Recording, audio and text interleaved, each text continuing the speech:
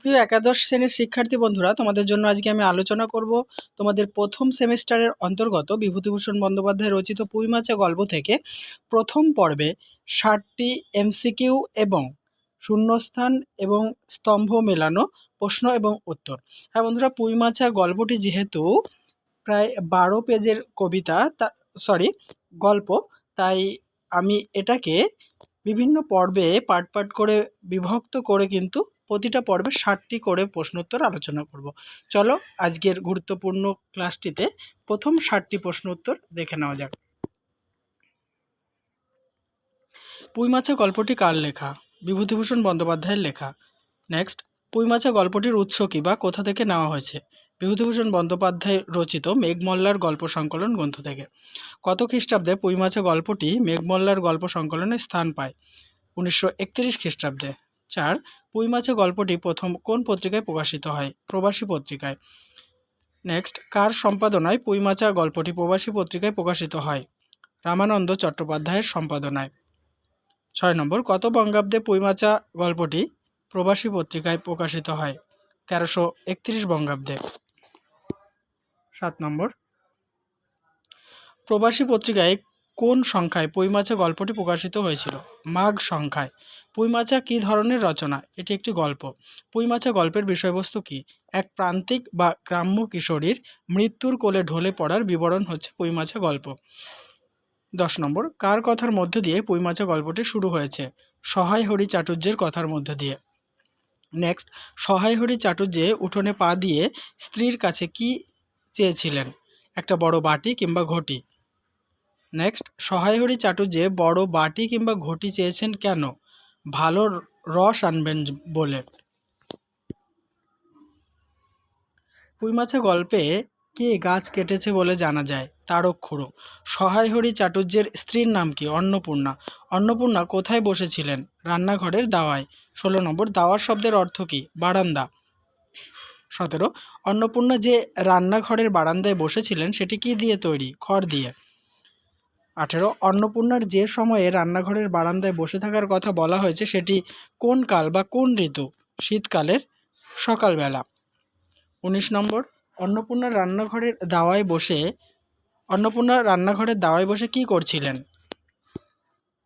দেখো উত্তরটি। নারকেল তেলের বোতলে ঝাঁটার কাঠি ঢুকিয়ে 2 আঙুলের সাহায্যে ঝাঁটার কাঠিতে জমানো তেল নিয়ে চুলে মাখছিলেন। পরের প্রশ্ন, অন্নপূর্ণা তার স্বামীকে দেখে কি করলেন? তাড়াতাড়ি গায়ের কাপড় টেনে দিলেন। নেক্সট, অন্নপূর্ণা কি বের করে দেবার বিন্দুমাত্র আগ্রহ দেখাননি? বাটি কিংবা ঘটি। পরের প্রশ্ন 22 নম্বর, এমনকি বিশেষ কোনো কথাও বলিলেন না। কে কার সাথে কথা বলেননি? অন্নপূর্ণা তার স্বামী সহায় হরির সাথে কথা বলেনি। নেক্সট, সহায় হরি অগ্রবর্তী হইয়া বলিলেন। সহায় হরি কি বললেন? দেখো কোটেশনে রাখা হয়েছে। কি হয়েছে বসে রইলে যে? দাও না একটা ঘটি। 24, আহ খেন্তি টেন্তি সব কোথায় গেল এরা? বক্তাকে। সহায় হরি। 25, অন্নপূর্ণার বাটি কিংবা ঘটি না দেওয়ার কারণ হিসাবে সহায় হরি কী ভেবেছেন? অন্নপূর্ণা হয়তো তেল মেখে ছোবে না। তার মানে হচ্ছে অন্নপূর্ণা হয়তো তেল মাখার পরে সেই ঘটি কিংবা বাটি ছোবে না, এটাই সহায় হরি ভেবেছেন। 26, অন্নপূর্ণা তেলের বোতলটি সরিয়ে কি করেছিলেন? স্বামীর দিকে কিছুক্ষণ তাকিয়েছিলেন। পরের প্রশ্ন 27, তুমি মনে মনে কি ঠাউরেছ বলতে পারো? কে কাকে উক্তিটি করেছেন? অন্নপূর্ণা তার স্বামী সহায় হরিকে উক্তিটি করেছেন। ঠাউরেছ শব্দটির অর্থ কী? ভেবেছ। 29, তুমি মনে মনে কি ঠাউরেছ বলতে পারো? এই কথাটি অন্নপূর্ণা কেমন সুরে বলেছিলেন? অত্যন্ত শান্ত সুরে। 30 নম্বর, পরে অত্যন্ত শান্ত সুরে জিজ্ঞাসা করিলেন। অন্নপূর্ণা কি জিজ্ঞাসা করলেন? উত্তর, তুমি মনে মনে কি ঠাউরেছ বলতে পারো? 31, স্ত্রীর অতিরিক্ত রকমের শান্ত সুরে সহায় হরির মনের কেমন অবস্থা হয়েছিল? মনে ভীতির সঞ্চার হয়েছিল বা ভয়ে সঞ্চিত হয়েছিল মনে। 32, ইহা যে ঝড়ের অব্যবহিত পূর্বের আকাশের স্থির ভাব মাত্র, তাহা বুঝিয়া তিনি মরিয়া হইয়া ঝড়ের প্রতীক্ষায় রহিলেন। কখন সহায় হরির এমন মনে হয়েছিল? দেখো কোটেশনে রাখা হয়েছে, তুমি মনে মনে কি ঠাউরেছ বলতে পারো? স্ত্রীর মুখে শান্ত সুরে এই কথা শোনার পরে সহায় হরির এমন অবস্থা হয়েছিল। 33, একটু আমতা আমতা করিয়া কহিলেন, সহায় হরি আমতা আমতা করে কি বলেছিলেন? কেন, কি, আবার কি? 34, অন্নপূর্ণা পূর্বাপেক্ষাও শান্ত সুরে কি বলেছিলেন? ন্যাকামি করতে হয় অন্য সময় করো। 35, পূর্বের আকাশের স্থির ভাব মাত্র, এক্ষেত্রে কোন বিষয়টিকে ইঙ্গিত করা হয়েছে? অন্নপূর্ণার অত্যন্ত রাগী মনোভাবকে ইঙ্গিত করা হয়েছে। পয় দীর্ঘটা নিচে ঢাকা পড়ে গেছে। পরের প্রশ্ন 36, তুমি কিছু জানো না, কি খোঁজ রাখো না? এত বড় মেয়ে যার ঘরে, সে মাছ ধরে আর রস খেয়ে দিন কাটায়, কি করে তা বলতে পারো? অন্নপূর্ণার একথা বলার কারণ কি? গায়ে গুজব রটেছে সহায় হরিকে একঘরে করে দেবে বলে, এই জন্য অন্নপূর্ণা একথা বলেছেন।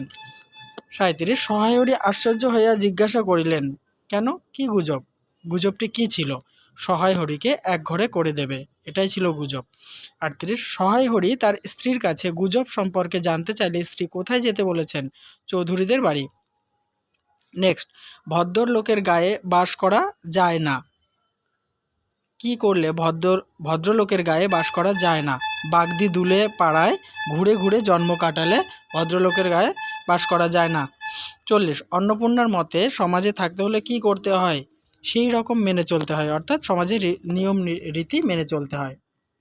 41 নম্বর, অন্নপূর্ণা পূর্ববৎ সুরেই পুনর্বার বলিয়া উঠিলেন।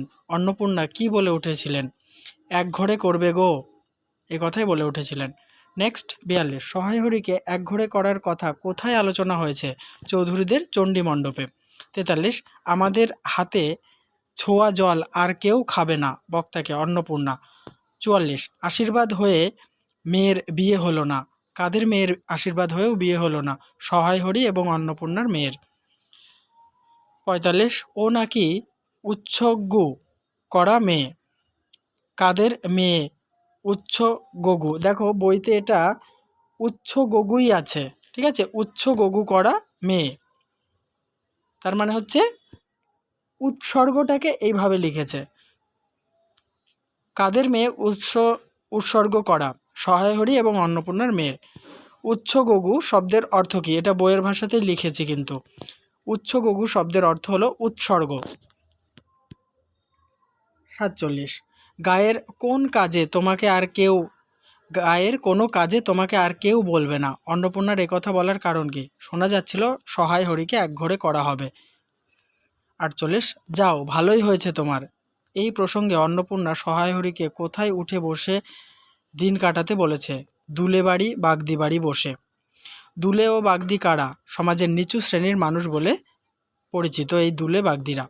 50, সহায় হরি তাচ্ছিল্যের ভাব প্রকাশ করিয়া বলিলেন। সহায় হরি কি বললেন? এই আমি বলি, না জানি কি ব্যাপার। এবারে আমরা শূন্যস্থান পূরণ জেনে নেব। 51, সহায় হরি ড্যাশ উঠানে পা দিয়া স্ত্রীকে বলিলেন। শূন্যস্থানে বসবে চাটুজ্জে, সহায় হরি চাটুজ্জে। 52, তুমি তেল মেখে বুঝি ড্যাশ না, ছোবে না। 53, স্ত্রীর অতিরিক্ত রকমের ড্যাশ সুরে সহায় হরির মনে ভীতির সঞ্চার হইল। শূন্যস্থানে বসবে শান্ত। 54, তাহা বুঝিয়া তিনি মরিয়া হইয়া ড্যাশ প্রতীক্ষায় রহিলেন। শূন্যস্থানে বসবে ঝড়ের। 55, গায়ে কি ড্যাশ রটেছে জানো? শূন্যস্থানে বসবে গুজব। 56, কি গুজব জিজ্ঞাসা করো গিয়ে ড্যাশ বাড়ি? চৌধুরীদের। 57 নম্বর প্রশ্নের উত্তর আলোচনা করব, তার আগে বলি অবশ্যই ভিডিওতে লাইক, কমেন্ট এবং শেয়ার করো। চ্যানেলটিতে নতুন হলে সাবস্ক্রাইব করে অল করে দিও, কারণ আমি তোমাদের সেমিস্টার অনুযায়ী পরপর সমস্ত গদ্য, পদ্য, প্রবন্ধ সমস্ত কিছু কিন্তু শেষ করব, এবং আমার ক্লাস করলে তোমরা 100% কমন পাবে, 100% গ্যারান্টি। তো অবশ্যই ভিডিওতে লাইক, কমেন্ট এবং শেয়ার করো, আর চ্যানেলটিতে নতুন হলে সাবস্ক্রাইব করো। 57, তোমাকে একঘরে করবে কাল চৌধুরীদের ড্যাশ এসব কথা হয়েছে। উত্তর হবে চণ্ডী মণ্ডপে। 58, আমাদের হাতে ছোঁয়া ড্যাশ আর কেউ খাবে না। শূন্যস্থানে বসবে জল। 59, এখন গিয়ে দুলে বাড়ি ড্যাশ বাড়ি উঠে বসে দিন কাটাও। শূন্যস্থানে বসবে বাগদি। দেখো এবারে স্তম্ভ মিলিয়ে নেব। আমি ডাইরেক্ট মিলিয়ে দিয়েছি, কিন্তু পরীক্ষায় তোমাদের এলোমেলোভাবে দেওয়া থাকবে, ঠিক আছে? দেখো সহায় হরি এর সঙ্গে যদি তোমাদের ওখানে 1 নম্বরে এক ঘরে থাকতো, তারপরে ভালো রস, বারান্দা, অন্নপূর্ণা এভাবে এলোমেলো থাকতো, তাহলে তোমাদেরকে করতে হতো সহায় হরির সঙ্গে অন্নপূর্ণা, তারক্ষুরোর সঙ্গে ভালো রস, দাওয়া এর সঙ্গে বারান্দা, আর গুজব এর সঙ্গে এক ঘরে। ঠিক আছে, তাহলে এই পর্বের আলোচনা আমি সমাপ্ত করছি। নেক্সট পর্ব নিয়ে প্রতিদিন এরকম পর্ব অনুযায়ী ভিডিও দিতে থাকবো, কারণ এই গল্পটি যথেষ্ট বড়। তা অবশ্যই দেখা হবে নেক্সট পর্ব নিয়ে। দেখতে থাকো, সঙ্গে থাকো আমার ইউটিউব চ্যানেলটির।